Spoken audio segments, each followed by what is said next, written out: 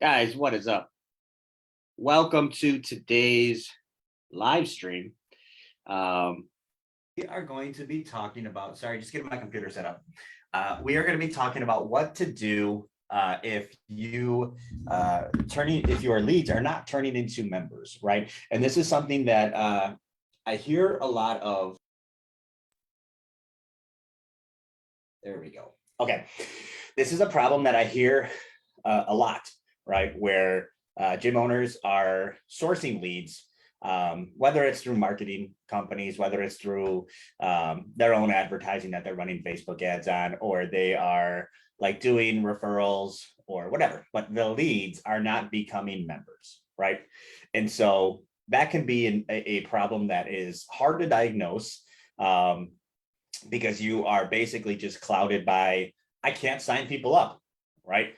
And so I wanted to make a video on how I look at this problem because it's happened to me plenty of times, and how to break it down tactically so you can fix the problem, right? So you know where to spend your time and attention so you fix that exact issue, right? And so I think it's important for us to first identify the different stages that a lead kind of goes through before they become a member, so we can take a look at and see like which one is messed up, right? Or which ones. It could be multiple ones.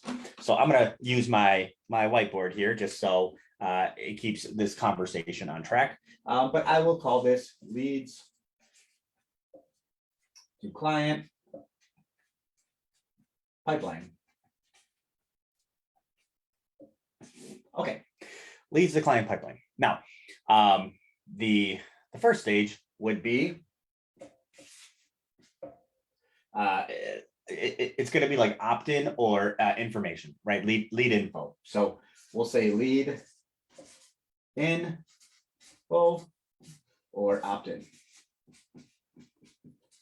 Okay, and guys, this is just literally like you get their information. So it can be done like at the gym via like a waiver that they sign for an event that they come to, or it could be that they popped in and they wrote their name down because they saw some signage outside. It could be they submitted a form on your website. It could be from a ad that you are running, whatever it may be, right? You got their information. That's the first step of the pipeline, is the lead info. The second step is going to be scheduling.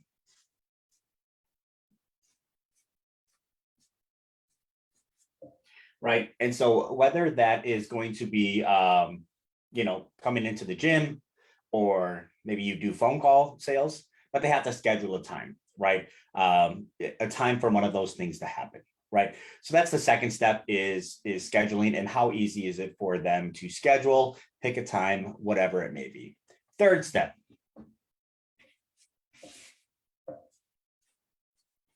lead nurture. Okay, that's the time period between when they schedule and when they come in. Or in some cases, if they did not schedule and you still only just have their lead info, it can go a little bit like this. You can put some lead nurture in between these two if you need to get them scheduled, right? If you need to get them scheduled, there could be some automated or manual lead nurture to get them to do that, right? So after we have lead info, we have scheduling, we have lead nurture. Okay, the next step is going to be sales or show rate, sorry. So we've nurtured them well, but they're not showing up, right? So, or maybe they are showing up really well, right? And that's not an area that you have to work on, right? And so that may, and we'll talk a little bit more about how to increase show rate, if that's part of why your leads are not turning into members. The next one, this is the sale. Okay, pretty self-explanatory. Are we closing them? And then the sixth one is going to be follow-up and re-offer. That's if you didn't close them. So guys, these are the 6. I'm going to try to stay close. They stay in focus. Yep. We have lead nurture. I'm sorry, lead in, info, opt-in. Basically, we're just getting their information, right? The second one is scheduling. Like, did we get them or did they schedule, right? Most people will do self-scheduling. Sometimes you call them to get them scheduled. I'll talk about the pros and cons. The next is lead nurture, show rate, sale, follow-up. Let's start with the first one. Okay. Your problem of why leads are not turning into members could be step 1. And here's how you know if it's step 1, is that the lead information or the opt-in, it doesn't sound like people that are in your local community, right? You could be advertising wrong, and you could be getting a lot of bullshit like names that come in from a lead form, and whether that goes to like your automated CRM or a Google Sheet, however you see the names. If you're like, hey, it doesn't look like these are people that would be signing up at my gym, your targeting is wrong, right? It's very likely that you could be getting cheap ass leads, right? A whole bunch of them, right? But the targeting is wrong. And so they're not going to make it to step 2, guys. They're not going to make it. They're not going to schedule because they're not your ideal client, right? So that's how you know if you have a problem with step 1. Most people don't have a problem with step 1. Some people don't want to pay. They don't want to pay a lot of money to get the leads information. And at the end of the day, that's just you knowing your business numbers and how confident you are that you can turn a $50 lead into a member, right? Because if you have to pay $50 for a lead, but they do all of these steps, right? Or maybe not follow up because you close them, right? What is your cost of acquisition? What are you selling them? And then what did it ultimately cost you to acquire that customer, right? That knowing those numbers makes you much more confident to know what you can spend for lead info, right? But sometimes, including myself, I set up the ads wrong and they were targeting the wrong people with the wrong interest. The names looked a little weird. I don't think they were in my demographic. I don't know, but they were not scheduling anything, right? And so that can also happen with marketing companies where you hire a marketing company and they're like, dude, but I got you like leads for, $5 a lead. And you're like, cool. None of them are on my calendar, man. Like none of them are. And they're like, oh, well, you got to call them. Like, what do you mean I got to call them? Like, shouldn't these people just schedule because they're excited about the offer that you put out, right? And that's where you can run into issues with marketing companies, right? So step 1. Step 2, scheduling, okay? How do you know if scheduling is your problem? Well, it is because nobody's on your calendar, right? And there's 2 things that I would look at when it comes to scheduling. And just so you know, the metric here, let me use a different color, 50%. I would say this should be 50% of the leads schedule an appointment, okay? If it's lower than that, then there's an area for you to improve. If it's like super low, then that is your bottleneck in this pipeline, right?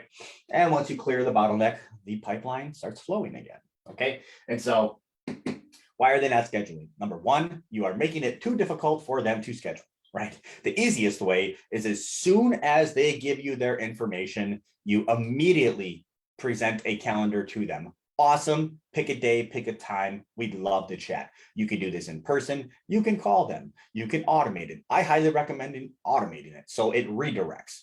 So if you're running, Facebook ads to a group, whether you're running them for a conversion event, right, converting them into an appointment, whatever you're doing, even if you are doing sending leads to your website and they fill out a form, immediately, auto redirect them to pick a day and a time on your calendar, even in person. Somebody walks in and says, hey, I saw your sign outside. It looks awesome. You guys are the home of the transformation program. What's that all about? You're like, you know what? I don't have a ton of time to talk about it, but I do want to get you on my calendar. How does Thursday at 4 p.m. sound? Is that cool? Right? Because you probably are busy and you can't do like an actual real sales meeting like right then and there. I mean, if you can, heck yeah, do it. But if you can't, don't just hand them a fucking pamphlet.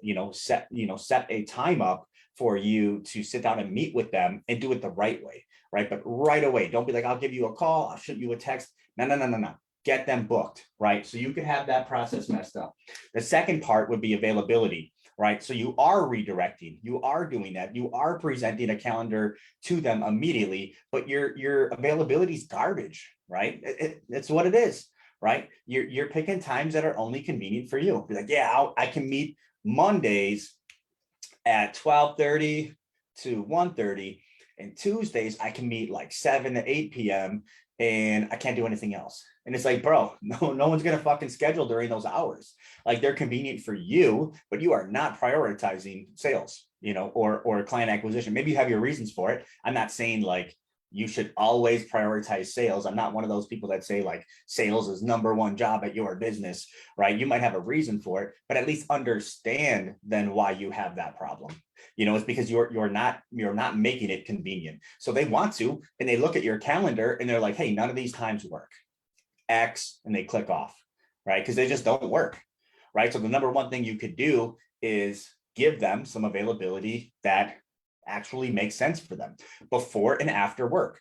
Probably around the same time they would come to your gym to train, because the times that they're not available to train, they're not available to take a sales meeting either, right? And just because you're sitting at the gym doing nothing during that time, during that midday, like 11 to 3, where it's like, where is everybody? Maybe there's some people over the lunch hour.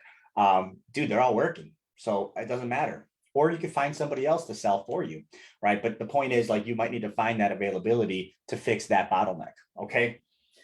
Then we go into lead nurture.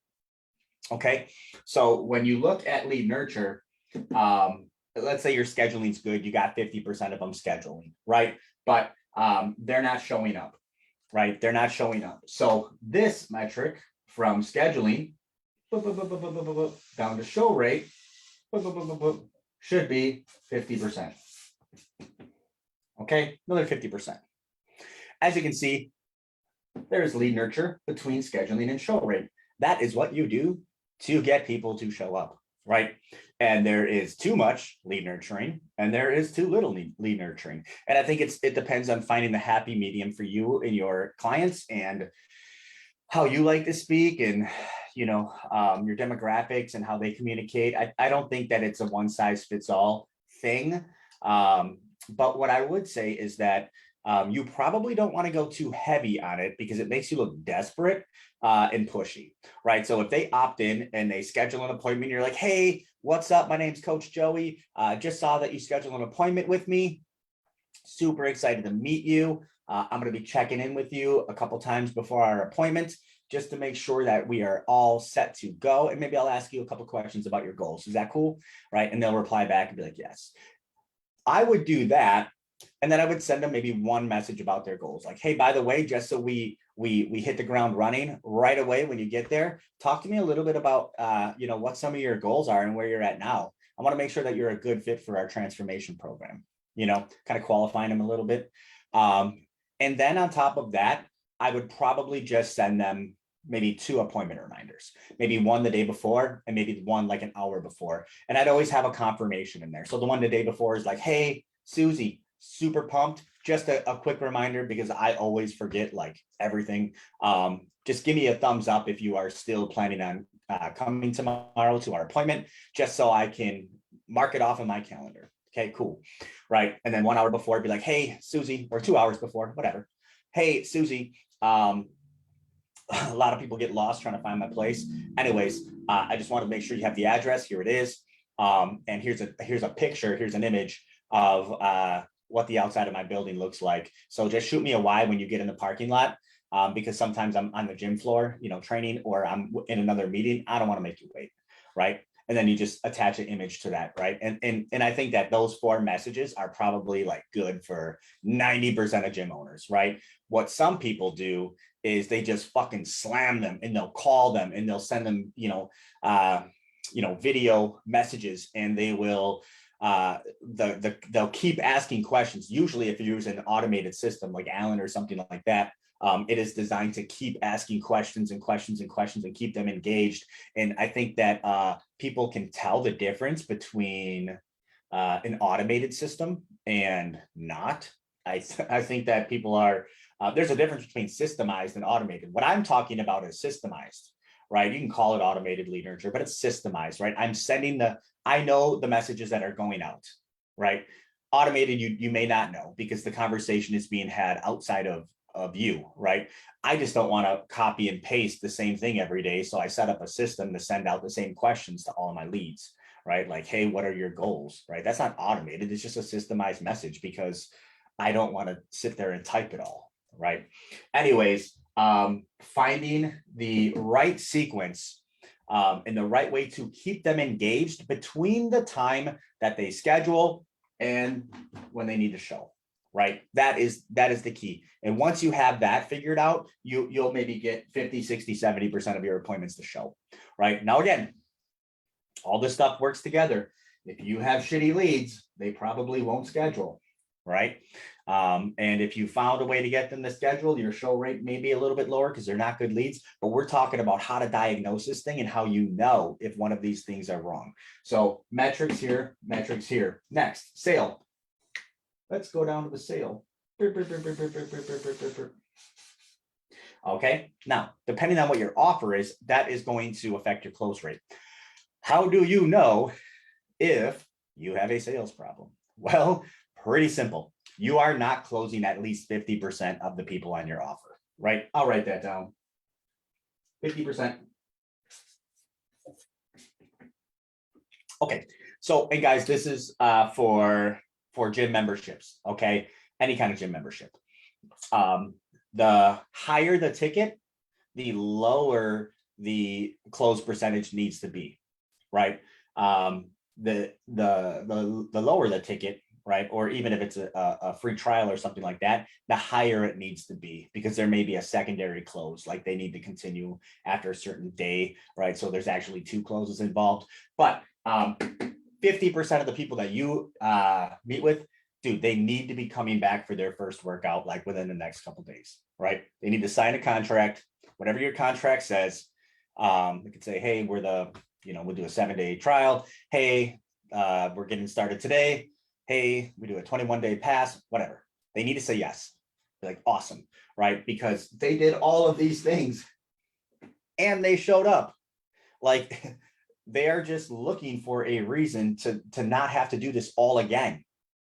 They want to solve their problem, guys. They want to not be fat.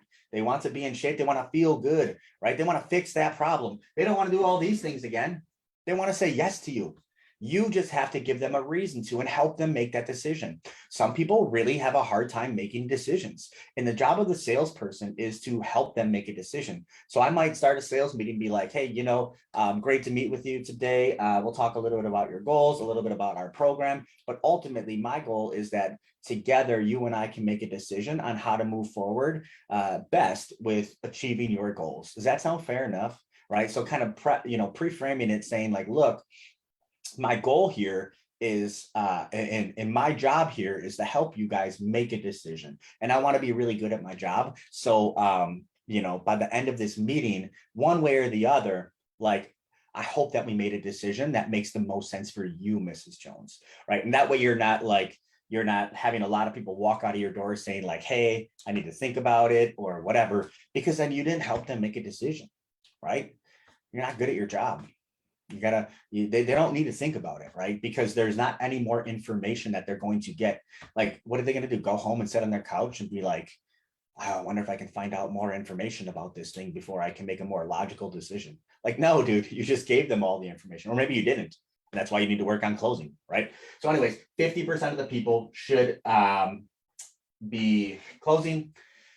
And so what would that bring us down to? Let's say let's get a new color, guys. Let's say you got 100 leads.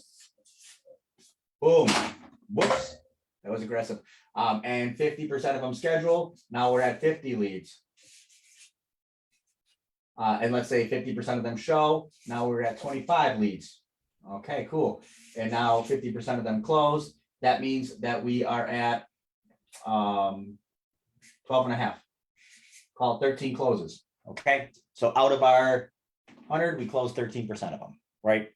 And that's how it works, right? So if you are not at that, and let's say you spent, I don't know, $20 a lead. Is that fair? I don't know, $20 a lead.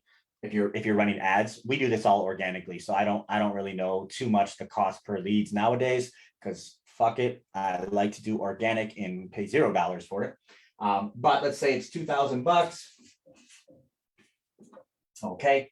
And then you divide that by 13 signups, divided by 10, 3, it'd be about $225. Okay. $225 cost of acquisition. Okay. Whoops, there it is. Not bad. That is if you're selling them something that is expensive, high ticket. I like high ticket stuff, right? So sell them a transformation program that fixes their problem, right? Mrs. Jones, we're going to give you once a week with one of our coaches. I think Coach John is an absolutely perfect match for you based on who he's been able to help in the past. I'm going to give you 3 times a week in my large group classes. We're going to sit down and cover your nutrition and covering your goal setting and tracking. We're going to be doing weigh-ins with body fat percentage every week. And we're going to do all of this stuff. Everything is all inclusive in this transformation program, right? And it's only going to be about $69 a week, which is a killer price for what you're going to be getting. And I think we only need to do it for 26 weeks to reach your goal, right? Because your goal is to lose 40 pounds, right? The first, let's say 30 days are going to be conditioning. You're probably a little deconditioned right now, right? And she's like, yeah, guilty. You're not eating the cleanest. No. Okay, cool. So the first 30 days, we're really going to work on conditioning. The next 4 months, Mrs. Jones, that's where we're going to lose the weight, probably about 10 pounds a month, right? So that's the 40 pounds, but you don't want to come back and have to do this all over again by gaining the weight back and starting from scratch, do you? And she's like, no, I would be horrible. Cool. So the last 30 days, we're really going to focus on maintaining this and how you're able to have this healthy lifestyle that doesn't cause this up and down. Does that sound fair enough? And she'd be like, yeah, that sounds perfect. Okay, cool. Let's get started. And so we say it like that, but $69 a week is $300 a month, right? It's just math. And so $300 a month times 6 months is a grand total of $1,800. That's the sale we made, guys. Spent $225 in exchange for $1,800. Pretty cool. How many times a month can you do that? Right? That's the name of the game, right? Easy conversation to have if you're targeting the right people, right? And so if you feel like any of these numbers are off for you, right, that's where you can try to identify where it is, right? And I like to break it down in between 2 pieces: people or processes. People or processes. Any business just comes down to people or processes, right? That's it, right? Processes are a subset of a system, right? So when you're like, hey, I need better systems, well, systems are built of like processes, right? And so as an example, lead info opt-in. If you feel like that is poor quality, right? Is it a people or is it a process problem, right? Do you have a clearly defined mechanism for who you want to reach, how you want to reach them, what the cost should be to reach them, what kind of lead should come in, which pipelines you have active, right? It shouldn't just be one thing, but how these pipelines work. Like we do website, we do SEO, we do referrals, both member referrals and team referrals, right? We're doing free Facebook groups, health and fitness fairs. We're doing signage from the outside. These are all processes that we follow in order to get to this number 100. We try to get to that number 100 without spending any money, right? But those are all processes that are clearly defined out and we know how they work. So if we are not getting good leads at a high volume, is the process messed up? One of these things is not working, or is the person just not doing the process correctly, right? And too many times, gym owners may get that answer wrong, right? They might be like, hey man, none of this shit's working, and it's like, well, have you audited the person doing it? Like, are they following it step by step? Are they doing the correct amount of volume? Some of this stuff takes a lot of volume, right? Are they putting forth the effort? Are they skipping steps? Like, what does it look like here, right? And if you're like, nope, they're doing everything to the T, I've double and triple checked, it's like, okay, then your processes probably don't work. Maybe you're doing something outdated that is not effective anymore, right? But at least we had that analysis. Same thing with scheduling. Is it a people or a process? You know, the process would be, no, they get my calendar right away. Yeah, it pops up to them, and as soon as they schedule, it sends them a confirmation with their email. Okay, let's talk about the person. What's their availability look like? Oh, it's not very good. Okay, well, in that case, it's the person, right? Because it doesn't matter how amazing you make that process. If the person is not available, right, you're not going to fix that bottleneck. Same thing with lead nurture. Is it a process or a person? Is a person supposed to call right away, right? And they're just not doing it, right? Or do you not have the right process set up? And I think if you go through each one of these steps, sales is a great example. Like you could have an amazing framework for sales, but the person just does not have the skill set to follow that process every single time consistently. Sometimes they're high, sometimes they're low, sometimes their emotions get involved if they have some shit going on outside of the gym. Like they're just not a salesperson, right? Maybe you took a trainer and plumped them in the sales role because you had an opening and they're trying to make more money, but they're not the right person, right? The right process you have, maybe you got it from me or somebody else on how to really close high ticket stuff, but you got the wrong person behind it. Or you have a rock star salesperson, or you as the gym owner who can sell fucking anybody coming into your gym, but you don't have the process dialed in. Like you don't know how to get them to buy stuff that's expensive, which is what you need to sell to them. Unless you are a big box gym that is counting on the fact of people not showing up, you need to sell them something that fixes their problem, and that shouldn't be done for cheap. Those are the only two, in my opinion, the only two fitness brick and mortar businesses that will be alive in the near future. Is one that solves problems and one that counts on people to not show up because they are selling amenities, right? Two different business models, right? And so if you're in between those two, then good luck. You're probably going to struggle, right? And but that means we need to learn how to sell to their problem and fix it, right? Is it a people, or do you not have the process behind that sales system, right? We talked a little bit about follow up and reoffer, but if a lead says no, you shouldn't just let them be, right? You should have a strong follow up process and what that looks like, and how you reach back out to them, how you send them client case studies that remind them of you, how you took notes about specific things that they said and then follow up on those specific things so they know it's not generic, and how you make a reoffer, right? And so how to offer them something else that would get them enticed that you never offered them in the first go around. Okay, so you either don't know what I'm talking about, which means it's a process thing because you don't even have that process, or you do know what I'm talking about, but your guy's just not doing it, right? He's just not doing any of those things, right? And you check on his whatever messaging app you would use to reach out to clients, and there's no messages to all the people he didn't close, right? Or there's no messages to the people that didn't show up, or there's no messages to the people that didn't schedule. Like your follow-up game is just not good, right? And so ultimately you're not able to get, what is this, 25 people in front of you every single month. You got to get 25 people in front of you every single month to give your closers a chance at growing the business. So anyways, guys, I wanted to walk through the pipeline for leads to clients, what I look for, what steps I identify, and then I break each one down in the people or process, knowing what my metrics should be. Obviously, I try to make them higher than this, but these are average, right? And so it makes me feel safe knowing that I can spend $20 on a lead and still have what would be a 6x return, 6.5 times return on my investment, right? Pretty cool, right? And so if you have all of this stuff and you know how it works, it will give you confidence, right? And with that confidence, then you will really start scaling your business. So hopefully you guys found this information, useful. You can apply it. You can kind of do this exercise with your own numbers and what you're seeing now. Like always, guys, if you want help with this shit, this is exactly what we do, right? This is only one small part of it, right? This is just client acquisition.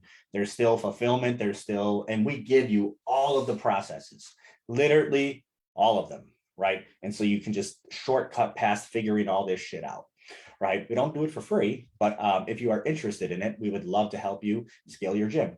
And once you are overflown with all of these clients that are paying you a lot of money, you're probably like, I need to hire some trainers. And I should probably take a look at my operating system so it doesn't break. And I should probably look at how I can retain these members so they don't go anywhere. And maybe I need to do X, Y, and Z. And we take you all the way to the end, all the way to the end to being the greatest leader of your business that you can be. We're not just messing around with leads here. So anyways, guys, appreciate you. And thank you for taking the time out of your day to watch this. I know sometimes attention is more is harder to come by than money, right? And so I appreciate the attention that you gave me, and hopefully I can come back with next week live again with some cool stuff that you guys can apply to your business tactically and fix it. So talk soon, guys. We're out of here.